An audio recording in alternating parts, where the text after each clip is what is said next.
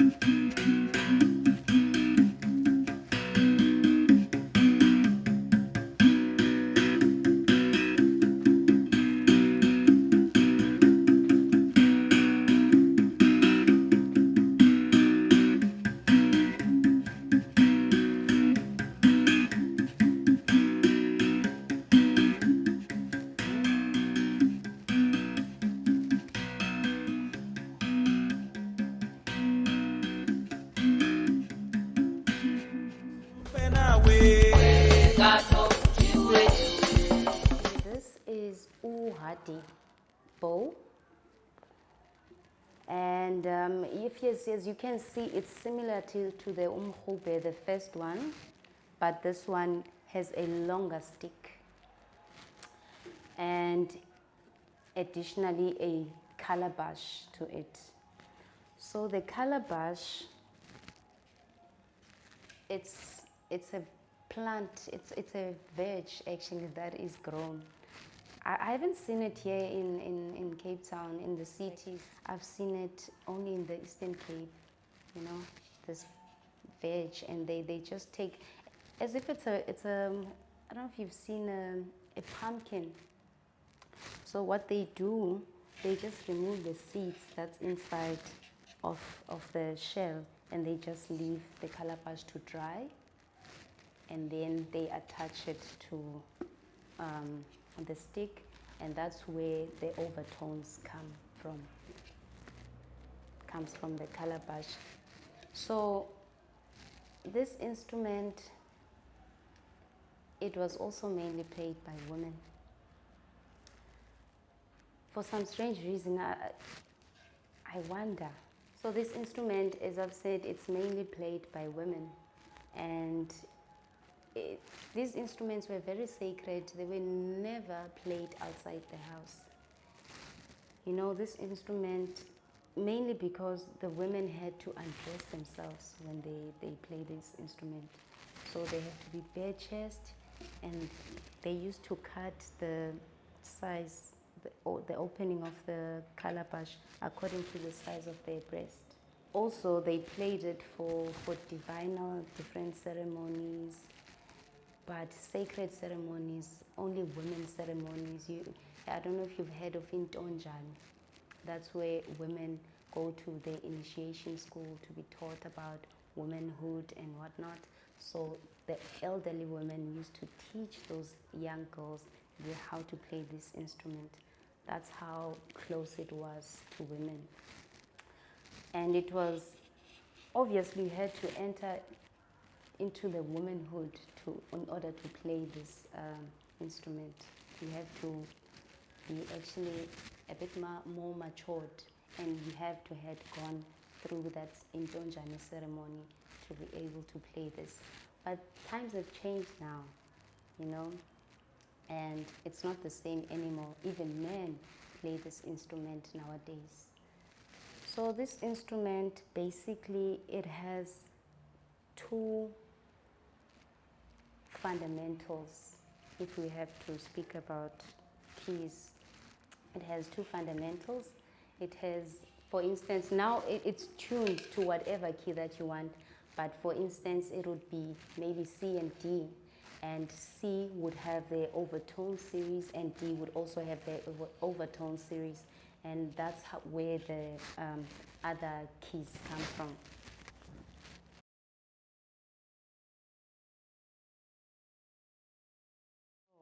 So the sound, you get a different sound when you strike with open string, and then you get a different tone when you close.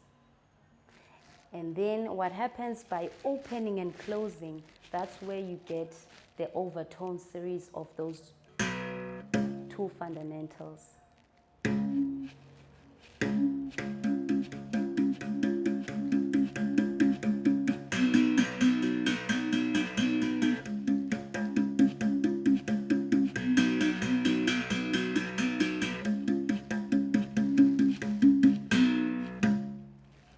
So that's where you get your other harmonies, basically, from the opening and closing of the calabash. That's where, yes, that's where you get your overtone series. That comes from those two fundamentals, and that's where Xhosa speaking people get their harmonies from, by listening to the sound that comes from opening and closing. And you also get different harmonies as well, you know. So maybe someone will go,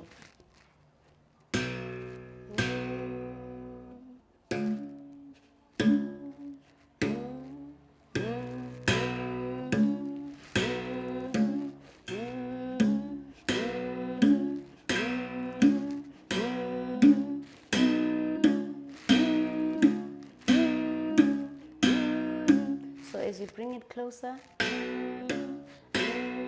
you get one tune, and then when you open it, you get a different harmony as well.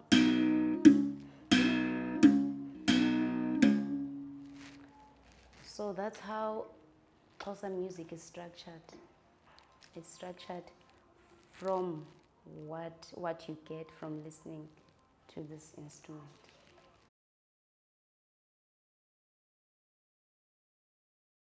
So, as I have mentioned that I come from a musical family, we all play this instrument. Either you are not going to perform or you are going to perform. Either you're going to be a musician or not a musician. You are taught this instrument. Why? To preserve our culture. You can also teach it to your own children so that the culture doesn't die. You keep passing it to generation to generation.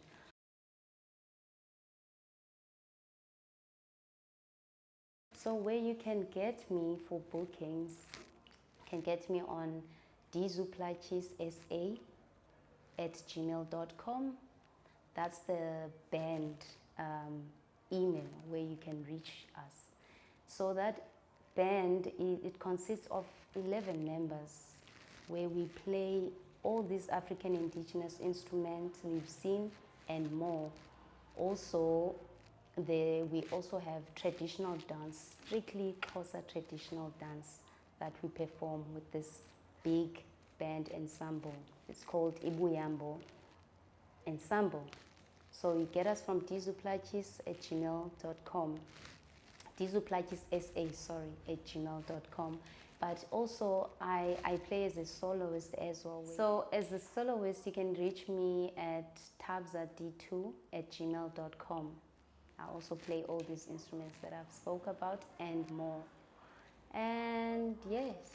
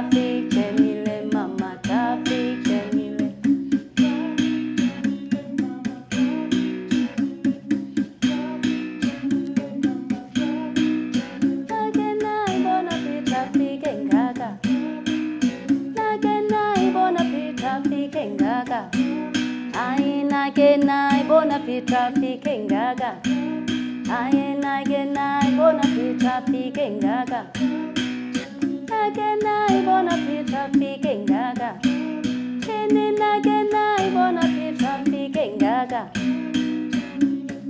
traffic jemile mama, traffic jemile, traffic jemile mama, traffic jemile.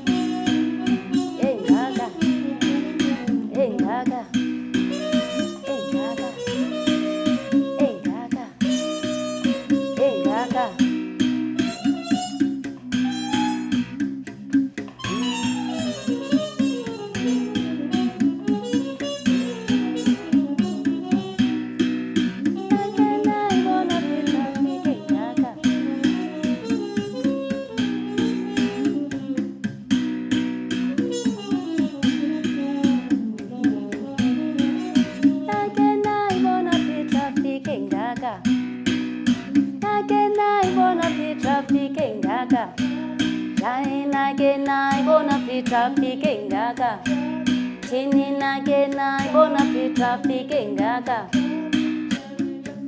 Jemile mama.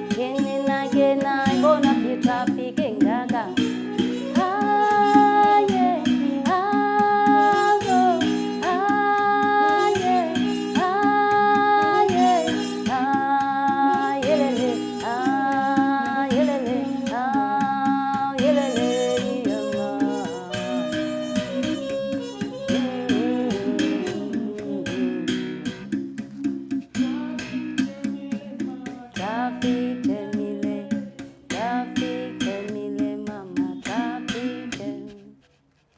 Beautiful, amazing. Thank you very much, Thabisa. It's an honor. And what's the meaning of that song?